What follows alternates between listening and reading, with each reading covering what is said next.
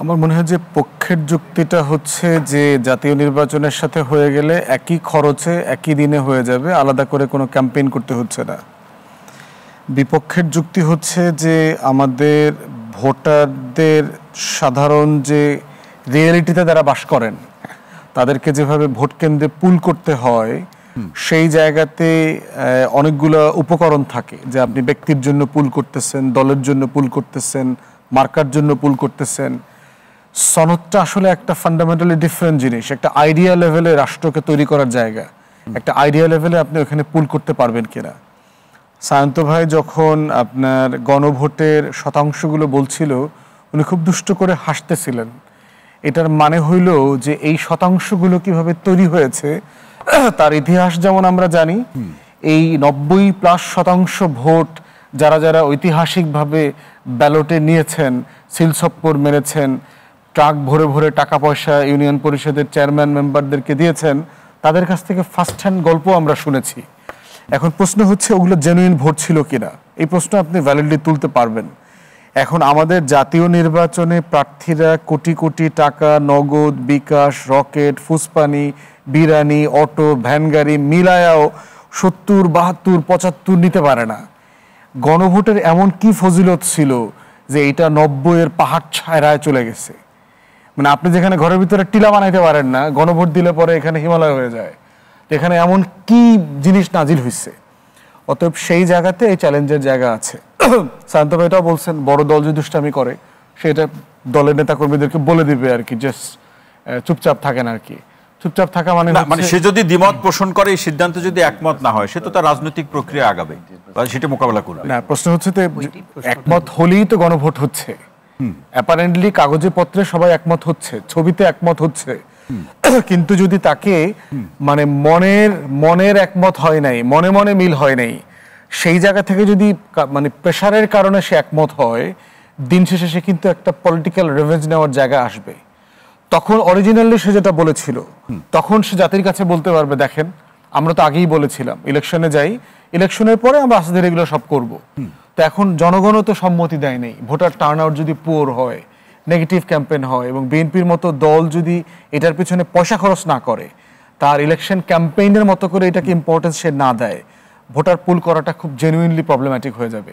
কারণ বাংলাদেশে নিজের টাকায় আপনার জাতীয় দায়িত্ব হিসাবে ভোট দিতে আসবে এই ভোটারের সংখ্যা 15-20% বেশি না। অতএব এই রিয়েলিটিটা এখানে আছে, এখানে একটা পলিটিক্স আছে, গণভোটের রাজনীতি। অতএব সেই জায়গায় অন্তর্বর্তীকালীন সরকার এটা কিভাবে ডিল করবে। ফুয়াদ ভাই, আলোচনাটাকে আরেকটু যদি স্পষ্ট করি, যে আসলে এটা খুব স্পষ্ট, যারা বিজ্ঞজন বিশেষজ্ঞজন তারা বলছেন যে আসলে কে যারা আগে চাচ্ছে তার পিছনে উদ্দেশ্য আছে, যারা জাতীয় নির্বাচনের সঙ্গে চাচ্ছে তার পিছনে উদ্দেশ্য আছে।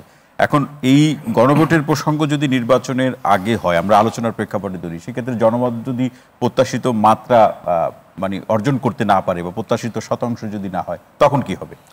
ওই জন্য তো বললাম যে আগে বেঞ্চমার্কটা ঠিক করতে হবে, যে আমি একটা গণভোট আয়োজন করছি, গণভোটের লিগ্যাল ফ্রেমে কত শতাংশ ভোট কাস্ট হইলে পরে আমি ধরে নেব যে গণভোটটা লিগ্যাল হয়েছে, এটা বৈধ গণভোট হয়েছে। দ্বিতীয়ত হচ্ছে ওই কাস্টিং ভোটের কত শতাংশ পক্ষে আসলে পরে আমি ধরে নেব যে এটা পাস হয়েছে। এখানে 2টা শতাংশের আলোচনা আছে। ধরেন গণভোট কাস্ট হইল 20%, তো 20%-এর 80% বলছে হ্যাঁ, ঠিক আছে হয়ে গেল, অধিকাংশ লোক বলছে, কিন্তু 80% লোক তো ভোট দিতে আসে নাই, তখন গণভোটের লিগ্যাল ম্যান্ডেট থাকবে কিনা। অতএব সেই কনসার্নটা আছে, ওই যে মনে না নিলেও মেনে নিতে হয়। বিএনপি কিন্তু এরকম একটা মাইনকাচিপার মধ্যে এখন আছে, যে সে প্রচন্ড পাবলিক প্রেশারের কারণে অনেক কিছু মেনে নিচ্ছে, যে তার ইমেজ ধরে রাখার প্রশ্ন আসছে, সে এটা তার ফার্স্ট অপশন না, এটা তার ফার্স্ট ওপিনিয়ন না, তারপরে সে তার থার্ড ওপিনিয়নটাকে সে তার ইমেজের কারণে মেনে নিচ্ছে, সে স্যাক্রিফাইস করতেছে। কিন্তু সেই জায়গায় মনে বলছেন যে পরিস্থিতির কারণে বিএনপিকে নিয়ে চাপিয়ে দেওয়া হচ্ছে, এরকম একটা প্রবণতা। তো এটা যদি সে ফিল করে, তখন সে কিন্তু এটা একটা পলিটিক্যালি রিভেঞ্জ নেওয়ার চেষ্টা করবে তাদের উপরে। তো এই জন্য প্রশ্ন হচ্ছে যে শুধু ফোর্স করে কাগজে মানায় নিলে হবে না, মন থেকেও মানায় নিতে হবে। তা না হলে কি? হ্যাঁ, সে যে মন থেকে মানলো, এর পরিমাপটা কি? এটা পরিমাপ করবেন কিভাবে? ওইটা হচ্ছে ওইটা সাকিব ভাই যখন বসবে তখন উনি বুঝবেন আর কি। ওইটা আপনি তখন তো জিজ্ঞেস করলে বুঝবেন যে আসলে মন থেকে মেনে নিছে কিনা। ওইটা সাকিবের সাথে কথা বললে আপনি বুঝবেন। এখানে একটা সম্পূরক প্রশ্ন বলতে চাই, তারা যদি মনে করে যারা আগে চায়, তারা এমনও মনে করতে পারে যে সরকার আমাদের পক্ষে আছে, সরকারের তো সেফ এক্সিট দরকার, এটা তারাই নিজেরাই এখন বলছে। তো সেইখানে যদি 20% 80% বানায় ফেলে কোনো সমস্যা নাই, কারণ দেশের যে পরিস্থিতি আমরা বিগত সরকারেও দেখছি 1 ঘন্টার ব্যবধানে কিন্তু 47% ভোট হয়ে গেছে, 1 ঘন্টার ব্যবধানে।